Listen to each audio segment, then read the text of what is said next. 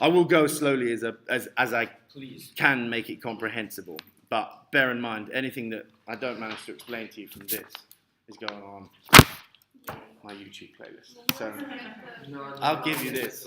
I'll give you this. You can have this thing. I've scanned this. You can have all of it. So those of you who want to see it. If you take a look at these questions on the sheet before you listen to the explanations, it will help you to see how these details kind of flesh out a response to the questions that I've typed. So the first one is, how does this series of promises from Desdemona foreshadow the destructive degeneration of her relationship with Othello? So at the beginning of the scene, this is the top of page 59, she commits to supporting Cassio. She commits to his suit. And she uses language that sadly and quite bleakly foreshadows what's coming. The first point of this is this legal language that she uses in order to pledge her loyalty to Cassio when the bond of her own marriage is not fully sealed. So there's something kind of ironic about this. You know, we're talking about the act of consummation almost as like a legal bond. Well, she here talks in legal bonds. I do vow a friendship, I'll perform it to the last article. My lord shall never rest, I'll watch him tame and talk him out of patience. So she invokes this legal language at the beginning as a pledge of loyalty to Cassio.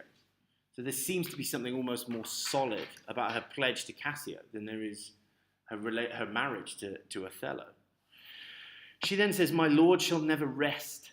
She's going to make him disturbed and anxious. And she means here, I'm going to hassle him so much that in the end he's going to agree to do what he should and reinstate Cassio. But she doesn't realize how much his eventual rage is going to be provoked by consistent anxiety and a state of irritability. So she's going to provoke him and provoke his sense of patience. He says, I'll watch him tame and talk him out of patience. I'll keep my eye on him so much that I know exactly where he is all the time. And I will talk to him so much that he'll lose his temper. His bed shall seem a school. And this is highly problematic. I'm going to turn his bed, where he should be sleeping and carrying out this act of physical consummation, into a school. She's going to teach it. So again, this, without realizing, plays into this sexual paranoia and anxiety that Othello experiences. His board a shrift. She's going to turn his dining table, his board, into a confessional. So every time he eats, he's going to have to explain what his sins are. She's going to make him feel guilty. I'll intermingle everything he does with Cassio's suit. And this is where she really has no idea how disastrous her plan here to talk relentlessly about Cassio is. Iago has set this up so that every time she talks about Cassio, Othello thinks it's because she finds him sexually attractive. She has no idea. But this foreshadows Othello's own obsession with this, his own jealous obsession. Everything becomes intermingled with Cassio's suit in Othello's mind. And she says, therefore, be merry, Cassio, for thy solicitor, she invokes herself as his lawyer, shall rather die than give thy cause away. And this is exactly what happens. This is unbelievably sort of bleak foreshadowing. She ends up dying in the service of this suit. So there's a really high-minded sense of commitment to her lines here. You know, she seems like some sort of noble crusader, sacrificing herself to some noble cause, not realizing that she's going to put herself in personal danger by doing so. She's going to imperil herself by being committed to this noble cause. Again, the limitations of committing to some abstract moral value. She becomes almost committed, but purely in the cause of Cassio. You know, it's almost like a kind of environmental campaigner, but for Cassio's job. You know, there's a sort of disproportionality about that. She seems too committed almost to Cassio's reinstatement, but it's because she's such a goody two-shoes. She does the right thing all the time, and she wants to do the right thing here. The next one is about the little passage below. Here. Says, how does this brief exchange, 34 to 40, reveal the element of opportunism in Iago's evil genius for manipulating situations to his advantage? And before we look at these lines, it's worth bearing in mind, some of the Iago's often described almost like a kind of jazz musician. He's well versed and he's well skilled in the arts of manipulation, but at least sort of 50% of what he does is knowing the opportune moments that present themselves to seize upon it. And it's the kind of way that jazz works in some respects. There's an improvisational quality about it, but your training in the sort of the style of the music allows you to seize that moment in a moment of improvisation and do it well. And here is his moment of improvisation, where he gets presented with a little opportune moment to be dark and manipulative.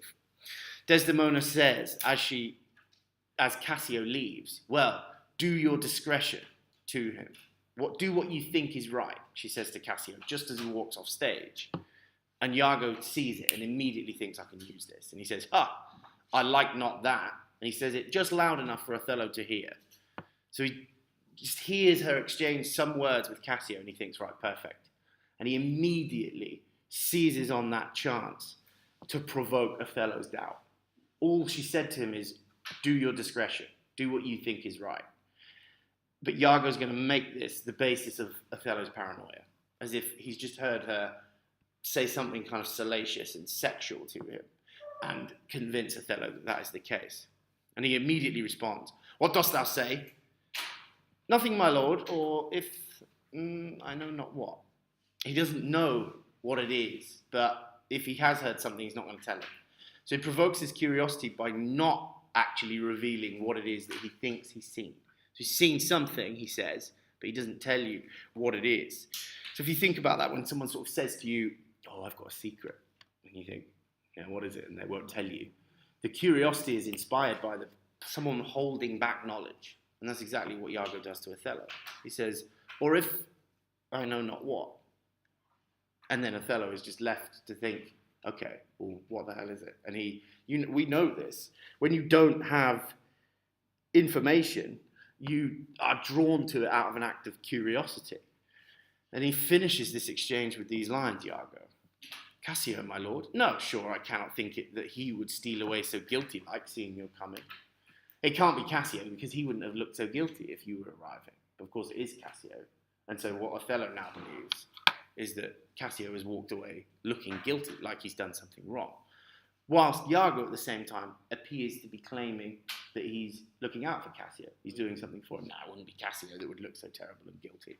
So he's got this really unbelievable ability to draw people into a sense of paranoia. He just plants tiny little seeds of doubt in their mind with these really restrained lines. He doesn't say a lot here, but his withholding of information is actually what creates Othello's initial curiosity. So there's a sort of opportunism to his genius. He's often seen like a kind of artistic, creative mind, understanding exactly how people operate and knowing how to maneuver them in any which way that he wants. But it's not all planned beforehand. He's got a plan, but he also pounces on little opportunities, like a little spider. Every single time he sees a moment to catch someone, he's ready to kind of leap and seize the moment. Now, in this passage at the bottom, Desdemona, in the middle of this exchange of irritation, this is a relatively simple thing here. It says here, how do these lines unknowingly unsettle Othello and irritate him at the same time? She says, why, your Lieutenant Cassio, good my lord, if I have any grace or power to move you, his present reconciliation take. She starts on him, persuading him about taking Cassio back. For if he be not one that truly loves you, that errs in ignorance and not in cunning, I have no judgment in an honest face. And this, the sort of deeply ironic sadness of these lines is that she's acting in this kind of earnest, idolized commitment to morality, but unknowingly at this point here is accurately describing Othello's own flaw here. She's accurately describing something that Othello has done wrong. He has no judgment in an honest face. And it's precisely what's just happened in the moment above. He's mistaken Iago's honesty and virtue for something that's deeply, darkly sinister and manipulative. So he hasn't really understood this. So this line here also seems to offer some kind of critique on that moment that just arrives before it. It seems to function as a sort of commentary on what's actually wrong with Othello. So she ends up, first of all, revealing to the audience actually what's wrong with Othello and what's wrong with her. She doesn't have a judgment in an honest face, in that she trusts Iago also at this point. So there's something that they share in common, and it is that sort of idealizing impulse that they both have. They want to see people in this way. This same idea you see here also. She gets quite high-minded. She sounds very, she is kind of irritating, to be honest, in this scene. She doesn't mean to be, but there's something very prudish and moralistic about the way she talks to Othello. And these lines here, she's doing the right thing. She is in some way acting with this idealized commitment to morality when she's trying to persuade Othello to take him back, to take Cassio back. But she accidentally reveals a number of different things in these lines that develops what Iago has just created.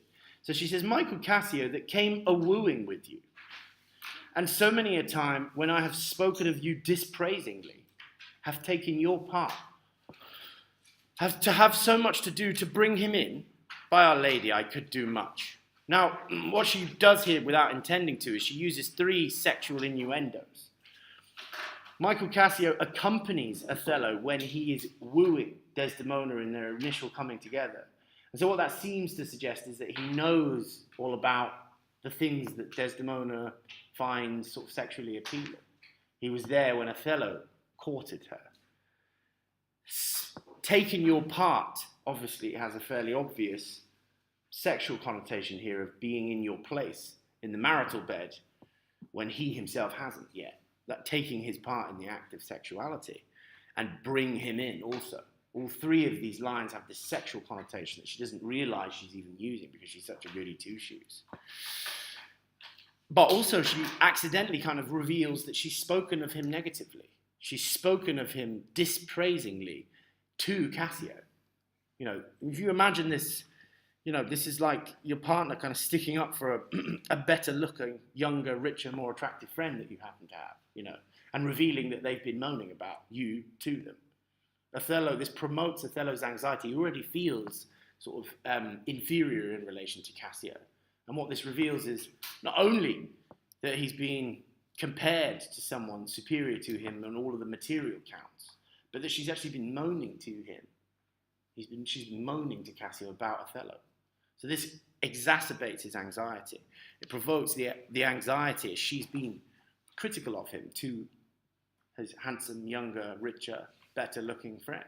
This is deeply disturbing.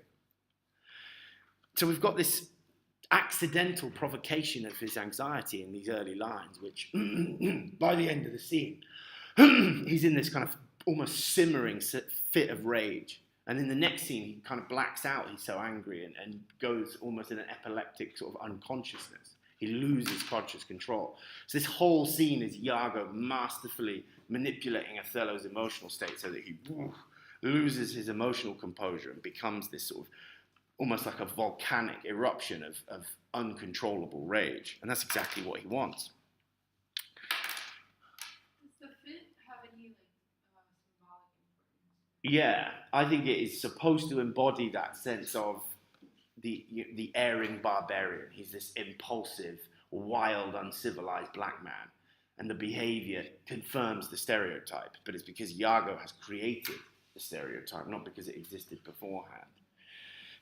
This next exchange here is quite straightforward, even though you have to look at quite a few lines to understand exactly how it works. The question is about how Iago's evasive approach creates Othello's suspicion and how the word honesty features in this again. So Iago carries out that same sort of withholding of information in order to provoke Othello into further curiosity, further questions. Iago just says, "Did Michael Cassio, when you wooed my lady, know of your love?" "He did, from first to last. Why dost thou ask?" "But for a satisfaction of my thought, no further harm." So he asks him a question, but won't say why, and uses this opaque language here. A satisfaction of my thought is highly evasive. What's the thought that you're having that is being satisfied by me answering that question. He's putting doubts in his head with these questions about what Michael Cassio knows about Desdemona. But they're not telling Othello why he's asking the questions. Why have thou thought, Iago? I did not think he had been acquainted with her. Oh yes, and went between us very oft. Indeed. And he obviously here uses a phrase that sounds like, again, some kind of sexual connotation. He's like a sexual interloper, intervening. He comes between them very often. And Iago notices this. He's got an unbelievably sensitive ear for sexual innuendo. Indeed, because it confirms his suspicion that he's asked the question about above. Indeed, discernst thou aught in that? Do you think there's anything in it? Is he not honest? Honest, my lord. Honest, aye, honest. My lord, for aught I know. What dost thou think? Think, my lord. Think, my lord. And he sends him into this completely apoplectic rage by just keep repeating his questions. So he keeps toying with this word, honesty. Honest, my lord. Aye, honest. They say it 3 times in 3 exchanges. And all that Iago ends up doing is just asking him about it, as if he is interrogating that misunderstanding of the concept that Othello has all the way throughout the play. And it exposes the ambiguity of the word. It means all these different things to different people. My lord, for aught I know, is not the same as yes. For anything I know, he's honest, but maybe there's something he's done that I don't know about. And you can see at the end, Othello very quickly is in the emotional state that Cassio wants to create. Othello, sorry. And Iago, yeah. As if there was some monster in thy thought too hideous to be shown. And this echoes that later line in the extract that's on the that's later in the scene, where he calls jealousy the green-eyed monster that doth mock the meat that it feeds on. There is a monster in your thought too hideous to be shown. Thou dost mean something. I heard thee say even now, thou liked not that when Cassio left my wife. What didst not like? He's uncertain. But his paranoid imagination is what's going to fill in these blanks that Iago has created. So Iago's almost created a void, an empty space of speculation that Iago fills in with his own paranoia. Sorry, Othello fills in with his own paranoia. And this is almost like, when you've got something wrong with you and you Google the medical symptoms. Your paranoia fills in the blanks and you start fleshing out the worst case scenario. That's exactly what Othello's doing in his mind here. It's filling the gaps that Iago is leaving him with the worst possible outcome. It's exactly what he wants to do. He wants to create a situation where Othello leads himself into a jealous rage without Iago really telling him outright. He leads him there with leading questions and vague, evasive answers, but doesn't ever really directly say exactly what's happening. So he has this unbelievably effective way of sending people into a sort of apoplectic rage, sending them into this sort of frenzy of anger and jealousy. It's really kind of cunning and disturbing at the same time. Everyone all right so far? Paranoid imagination fills in the blanks. His paranoid imagination fills in the gaps in his knowledge. At the end of that exchange, Othello says, as if thou hadst shut up in thy brain some horrible conceit. Now there's some extraordinary sense of dramatic irony in these lines. This is the question, is how does it work as dramatic irony? Well, because Iago does at this point have an awful conceit in his mind. But it's completely not what Othello thinks. The conceit, the awful idea that he has is the plot to manipulate him. But what Othello thinks it is a horrible idea about Cassio's sleeping with his wife. So there's a complete separation between what this awful idea really is and the way that Othello is seeing it. And so we have, again, through that instance of dramatic irony, we're seeing what it really is. We're seeing what the awful conceit really is, but we're also seeing someone misinterpret it. We're seeing someone fail to understand it. And that's what this play is all about, a tragedy of vision. People failing to see things the way that they really are because of their inner nobility almost. They're too good to see reality in the dirty, seedy form that it really exists. Did you say this is a failure of vision? Yeah, there's a famous critical quote about the play that calls it a tragedy of vision. That the play itself is a tragedy because of the way people see, not because of what they see, but how they misinterpret events. In this exchange here, honesty comes in for another kicking. How does the dramatic irony in this exchange devalue abstractions like honor and honesty and virtue and love? So here, Iago starts by saying, "My lord, you know I love you." At this moment, he's manipulating him deeply. "I think thou dost, for I know thou art full of love and honesty." So you think back to those lines that Montano talks about in Act 2, Scene 3. He prizes the virtues that appears in Cassio and looks not on his evils, describing Othello. This is exactly what he's doing with Iago right at this moment. Prizes the virtues that appears, and we could change this for Iago, and looks not on his evils. Thou art full of love and honesty. Completely misinterpreting Iago here. And then he mistakes exactly the body language of Iago that is deceptive for something honest. He talks here about how Iago keeps pausing in his speech. Thou weighest thy words before thou givest them breath. He keeps pausing and thinking really carefully about what to say. And therefore these stops of thine, of yours, fright me the more. They actually frighten me. For such things in a false, disloyal knave are tricks of custom. In an immoral sort of villain, they're little tricks to make it seem like they're weighing their thoughts honestly. But in a man that's just, they're close dilations working from the heart. In a man that is just and fair, they are sort of expressions of impulsive morality that you can't really control.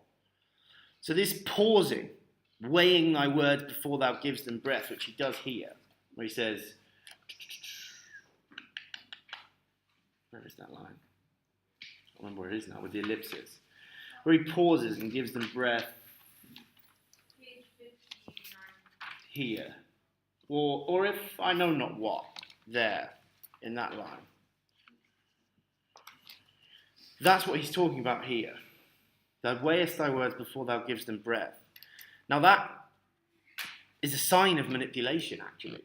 But Othello is reading it mistakenly for a sign of honesty. The fact that Iago keeps pausing all the time and thinking really carefully about what to say, Othello thinks it's because he's trying to protect him from the unpleasant truth. But actually what those pauses are moments where he's plotting and thinking about exactly how to frame things to further manipulate him. So that misinterpretation here is what makes him seem like, again, he's hoodwinked, he's tricked by his own morality, by his own desire to see the good in him. Iago then crops up again with the word honest. For Michael Cassio, I dare be sworn I think that he is honest. And he's actually being truthful here. He is. He does think Cassio is honest. But that's not what... That helps his plan in many ways. Because it makes him seem like he's defending him at the same time that he's making it seem like Cassio is sleeping with Othello's wife. And Othello says, I think so too. And Iago says this, men should be what they seem, or those that are not, would they might seem none. Those that aren't what they seem to be, I wish they wouldn't not seem to be the thing they claim to be. So he's directly articulating the opposite of what he's doing. Men should be what they seem. He's exactly doing the opposite here. So he's articulating this need for people to be honest. In the act of doing it, he's doing the reverse of what he says. He's constantly being deceptive, duplicitous, dissembling. Why then I think Cassio's an honest man. And that's how he ends it. I think he's an honest man. So this is sort of toying with Othello. It's moving him back into a state of reassurance before he manipulates him again and sends him back into the pit of depravity and despair. When you think about this, 136 to 144 here, he appears to be talking about one thing, Iago, but is actually talking about others, that drops the seed of doubt in Desdemona's mind. So here, in this little section, he presents his own mind as a virtuous palace that is tainted by dirty and immoral thoughts, but knows that this is also the unrealistic way that Othello sees Desdemona. So he says, I'm bound to every act of duty. So again, he invokes this sense of responsibility towards Othello. He appears honourable by invoking the abstractions that he's actually attacking at this point in time, the duty that his deception is undermining. He invokes it as if he's being honourable. I am not bound to all that slaves are free to utter my thoughts. He doesn't want to articulate his thoughts. Even a slave is able to keep his own thoughts to himself if he wants to. And then he says, okay, I'll tell you. Why? Say they are vile and false. He's talking about his thoughts. As where's that palace whereinto foul things sometimes intrude not. Say my thoughts are dirty and foul. Who has a palace of the mind so pure and clean that no dirty thoughts ever find their way in there? Who has that breast so pure, but some uncleanly apprehensions keep leets and law days, and in session sit with meditations lawful? He again uses all these legal metaphors. They crop up again here. Who has a breast so pure, so moral, but some uncleanly ideas, some unclean, sinister thoughts keep leets and law days? These are legal terms for sort of moments when you're called to act in service in court. They attend to the court and in session sit with meditations lawful. So they sit, it's almost like they're sitting alongside the jury bench with lawful thoughts. So he imagines his mind here. He invokes his thoughts like a court proceedings, which is obviously designed to give it this connotation of morality, as if his thoughts are these moral structures. But at the same time, this palace that is so pure that doesn't have anything vile and false in, this is exactly the way Othello understands Desdemona. She is a palace where foul things can't intrude. So this metaphor of the palace that he describes his mind through is exposing the idealism and purity of Othello's vision of Desdemona. So even though he's not talking about Desdemona, he's dropping in information about the way Othello sees her that functions as a kind of critique of the way that he understands things. And the irony of him using these legal metaphors at the end is that he seems to be the one who's with the moral conscience here. He's invoking these legal metaphors to make sense of these dirty thoughts appearing in his mind. So we've got this, this is almost like someone talking about another person's flaws, but really you're telling the person about their own. You sat there and I'm talking to Matthias and saying, Matthias, you've got a really questionable sense of humour and a little bit emotionally needy. And at the same time, I'm actually talking about Gennaro, that process is what is going on here. Sorry, Gennaro, an analogy is priceless.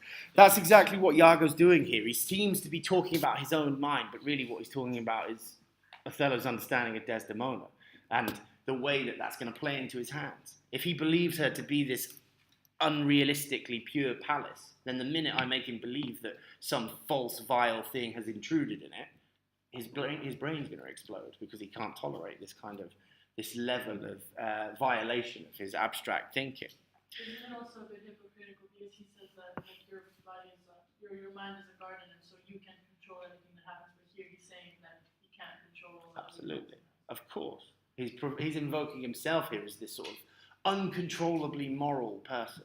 Oh, my mind just has these awful thoughts, but I regulate them in the right way because I'm such a good human being. I do the right thing all the time. He's constantly shifting his own identity throughout this play. He's highly unstable. He appears to be one thing at one minute, changes into another. He's got that kind of classic protean quality that people always say psychopaths and serial killers seem to possess. This chunk here is the stuff that's in the extract in that screencast. I'm going to go right to the end of this.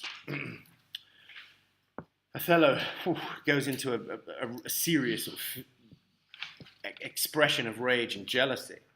Then this is question 7. It says, how do these lines play on Othello's pre-existing anxieties and encourage him to be suspicious towards Desdemona? This is the bottom of 64. And this, I think, is what's most sinister about what he does in this scene. I find this all deeply, deeply disturbing. He constantly makes Othello feel worse and provokes his vulnerability so that he's more sort of pliable, he's more malleable, and he'll believe all of his lies more easily. He says, look to it, check it out. I know our country disposition well. I know what Venetians are like. And so what he's doing here is suggesting that he has insider knowledge of the culture and the country that Othello doesn't. Othello does not have this insider knowledge. So right at the beginning of this, he makes Othello feel excluded. He others him. He makes him feel strange and outside of Venetian society. Absolutely. I know our country disposition well. In Venice, they do let God see the pranks they dare not show their husbands. So they let God see the awful things they do that they don't dare to show their husband. So he's revealing this, he's framing Venetian women as inherently kind of slutty and salacious. They do these things with men, but they don't want to show, they're willing to show God, but they just won't show their husbands. So they still commit evils, but they just don't expose them. And he invokes this as insider knowledge that Othello doesn't have access to because he's not a real Venetian. So it provokes his feelings of being an outsider. He says their best conscience is not to leave it undone, but keep it unknown. So not to not do it, but just make sure it stays a secret. That's how Venetian women operate, according to him. So he's posing here like a good, friend with his arm around his shoulder saying, look, you just need to be careful of these Venetian girls. They're snaky. He's in that mode of a kind of protective male friend. But in reality, is sending him into a kind of frenzy of paranoia. And then he develops this by reminding him of what she did to Brabantio. She did deceive her father, marrying you. And when she seemed to shake and fear your looks, she loved them most. So he does a number of different things at this point. He reminds him of the possible disgust that she may have felt in that moment of coming together with him. She seemed to shake and fear your looks, so she acted as if she was actually frightened of Othello. But that was the moment that she loved you the most. So not only does it give him a sense of her duplicitous potentially duplicitous nature, as if she was acting, but it also reminds him that maybe she was telling the truth. If she was acting, then it's that she loved him. But if she wasn't acting, then maybe she did just find him disgusting, and she's convinced herself to fall in love with him. So whichever way that is interpreted, it provokes his anxiety. It makes her seem either duplicitous or not attracted to him. And Iago says, why go to then? She that's so young could give out such a seeming. She that's so young could give out such an impression.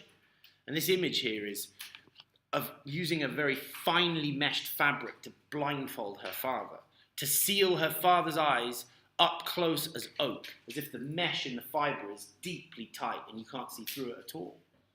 He thought it was witchcraft. So again, he invokes all of that racial hostility that Othello's been on the receiving end of in Act 1, Scene 2. But I am much to blame. I humbly do beseech you of your pardon for too much loving you. Sorry, I'm to blame for telling you all this because I love you so much. And Othello falls for it. I am bound to thee forever. So there's his faith in the virtues in Iago. He's bound to him in duty, another moralizing abstraction. Duty hoodwinks father with fine meshed fabric. The images of her blindfolding Brabantio with a really finely woven fabric so that he can't see through it. That's what it means, her father's eyes up close as oak, as if it's the mesh of the fabric is like the grain in wood. It's completely impenetrable to light. And this is nasty, this stuff here. I see this hath a little dashed your spirits. And he does this. He does this 3 or 4 times here. But I do see you're moved. I see this hath a little dashed your spirits. My lord, I see you're moved. He keeps drawing attention to, again, like a refrain, like this repetitive little trope in his language. He's drawing attention to the emotional disturbance in Othello that he's created. It makes him feel more self-conscious and paranoid. I see this hath a little dashed your spirits. I do see you're moved. My lord, I see you're moved. Keeps drawing attention to it. It's like, you've got a big spot on your face, and every time your friend sees it, they're like, You've got a big spot on your face. And then you keep talking, you've still got that big spot on your face. It doesn't allow you to forget it. He keeps forcing Othello to understand this. This is in response to question 8, where here it's undermining the sense of duty and love that Othello seems to be articulating in the lines above.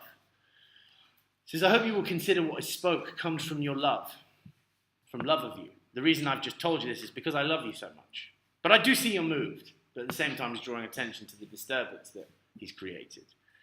I am to pray you not to strain my speech, so don't misinterpret what I've said. So if you fill in these blanks in your imagination about Cassio being, an adulterous knave and your wife being an unfaithful wench, it's your fault because you're straining my speech to grosser issues nor to larger reach than to suspicion. So don't interpret too much in this, because if you do, it's your fault. Should you do so, my lord, my speech should fall into such vile success. This oxymoron reveals his actual plan. It will be vile in its success, which my thoughts aimed not. I didn't mean to create such jealous rage and anger. Cassio is my worthy friend. My lord, I see you're moved. Again, finishes that little exchange with another one of those attention-grabbing moments to his state of emotional disturbance and his state of anxiety. It's almost like he keeps, like someone goes, cough, she's cheating on you, cough. He keeps doing it all the time with this little line that he keeps mentioning here. My lord, I see you're moved. At the moment where what he's actually saying seems to be communicating the opposite.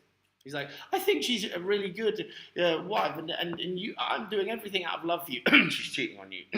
He keeps dropping them in. It's obviously a lot more subtle than that, but that I see you moved. It's just a reminder that he's experiencing something so intensely that it's visual to everyone else. Everyone can see that he has disturbed it.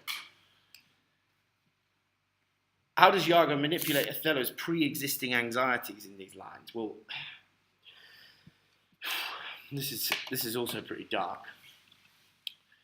Othello here sends this sort of ninth exchange off here, and yet how nature erring for itself. He says, long she live so, because he says, I do think Desdemona's honest. Long she live so, and long live you to think so. I hope she stays that way in your mind. And then here's the doubt. It's worked. And yet how nature erring from itself, and he doesn't finish the thought, how nature diverging from its typical course in her being attracted to me. Aye, there's the point. And he knows he's worked. His plan has worked. He's managed to get Othello's anxiety and his lack of self-confidence, really, to convince him of this suspicion. It's his own lack of confidence in himself that underpins his vulnerability to manipulation. His own sense of not being particularly a good catch is what makes him vulnerable to the workings of Iago. And look at all the things he reminds him of in the next lines. Not to affect many proposed matches of her own clime, complexion, and degree, of her own climate, skin colour, and rank, whereto we see in all things nature tends. For one may smell in such a will most rank, foul disproportions, thoughts unnatural. There's something, because she's attracted to you, because she's done something unnatural, that makes her untrustworthy. It's the opposite of what it is. Her nobility is in not being as affected by the others by the stereotypes. But what Iago's claiming here is that because she's done what is not natural, that makes her worthy of suspicion. But pardon me, I do not in position distinctly speak of her. I'm not talking just about her. Though I may fear her will, recoiling to her better judgment, may fall to match you with her country forms and happily repent. This is seriously bitchy and mean, this. He says, her will, her impulsive sexual passion is what he means when he says this to him. Notice it's the opposite of what he means when he says it to Rodrigo at the end of Act 1, Scene 3. The will is the thing that controls lust. Here, will is sexual appetite. Complete reverse. Recoiling to her better judgment, disgust, sort of forcing her back into a sensible decision, may fall to compare you with her country forms, other white young Venetians, and happily repent, and happily regret her decision. You say, oh, well, she'll come to her senses soon and compare you with those handsome young white guys, and then she'll regret what she's done. So he notices Othello's sense of his absence of self-confidence, pounces on it, develops it. He's sort of he notices a sore and then rubs his finger in it, puts salt in the wound. This is how he operates all the way through the scene. And Othello falls for it because he thinks he's being a friend, thinks he's looking out for him. Farewell, farewell, if thou dost perceive, let me know more. Set on thy wife to observe. Leave me, Iago. He begins to leave. He's on his way out, but then comes back in through the door, like an annoying little, I don't even know what. I probably can't say the word. My lord, I would I might entreat your honour to scan this thing no farther. He's just about to leave, and he says, oh, don't think about it anymore. Just as he's about to leave. Leave it to time. So let it sort of fester in your mind. Although it is fit that Cassio have his place, for sure he fills it up with great ability, yet if you please to hold him off a while, you shall, by that, perceive him and his means. So he uses two sexual puns in those lines. He have his place and fills it up with great ability. So he's talking about his role, his public role, his reinstatement. Yet if you should please to hold him off a while, don't act, just watch it. You'll see him and his methods. You'll see what he's up to. Note if your lady strain his entertainment. Note if your wife pushes for his reinstatement. This is exactly what he's got her to do. So he's saying, don't act yet, watch. Watch for the very thing I've told them to do. With any strong or vehement importunity, much will be seen in that. If she seems deeply committed to his case, there will be a lot of evidence in that. Well, of course, Othello's already seen her do that. She did it at the beginning of the scene. So all he's doing now is saying, that thing that happened at the beginning of the scene, there's a lot of evidence in her seeming like she's defending Cassio. In the meantime, let me be thought too busy in my fears. Let me just think I'm being over-fearful. As worthy cause I have to fear I am, and hold her free, I do beseech your honour. Think that she's done nothing wrong, even though I've just spent 200 lines convincing you that she might have. Fear not my government, I once more take my leave. And as he exits, Othello says this, for this fellow's of exceeding honesty, and knows all qualities with a learned spirit of human dealings. And there's the real dramatic irony.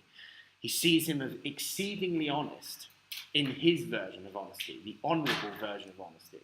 And Iago is, in some ways, honest, because he knows exactly this. All qualities with a learned spirit of human dealings. His interpersonal intelligence is higher than anyone else's in the play. And he does get the reality of what motivates people, and in that he is honest.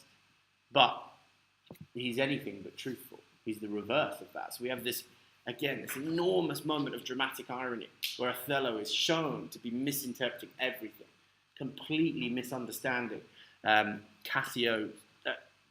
Iago's role and his identity and the extent to which he can be trusted in his honourable nobility. And this is where the play, I think, this is why I said this is such an important scene, because it's attacking systematically that way of seeing that Othello and Desdemona embody. Everything that they seem to believe is vulnerable to the manipulation of people with no moral conscience. That sense that if you see people in a positive light, it makes you vulnerable to manipulation. This is a distinctly English play, this. It's deeply cynical and quite skeptical. It's like, don't trust anyone, they're all bastards. These, I think, are the saddest lines in the scene. This is to do with question 11.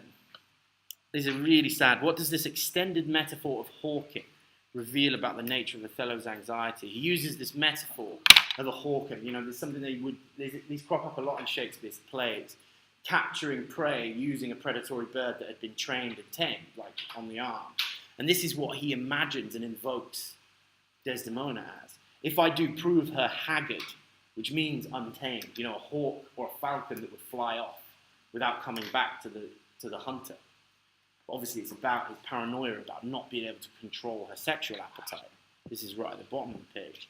If I do prove her haggard, though that her jesses were my dear heartstrings. The jesses are the straps that attach the bird to the falconer's gloves. Even if the jesses were my heartstrings, I'd whistle her off. I'd let her go, and let her down the wind to prey at fortune. I'd let her take her chances at fortune. So the image here is of him.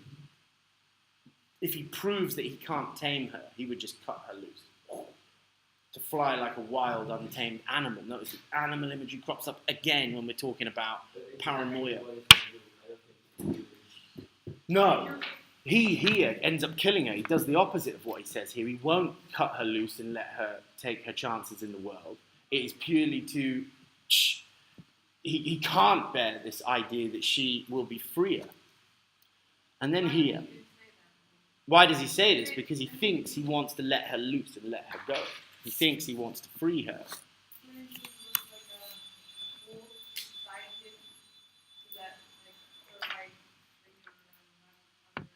Yeah, he would. Have a look at these last lines and then I'll stop this. Haply, for I am black and have not those soft parts of conversation the chamberers have. So I'm black. I don't have verbal fluency like courtiers. And so he invokes his both race, his class inferiority. Or for I am declined into the vale of years. I'm old. Yet that's not much. She's gone, I'm abused, and my relief must be to loathe her. Curse of marriage, that we can call these delicate creatures ours and not their appetites. That we can call these women our possessions, but we can't control their appetites and sexuality. And then he uses this bizarre metaphor here. I had rather be a toad and live upon the vapour of a dungeon. I'd live on the stink in a sewer than keep a corner in the thing I love for others' uses.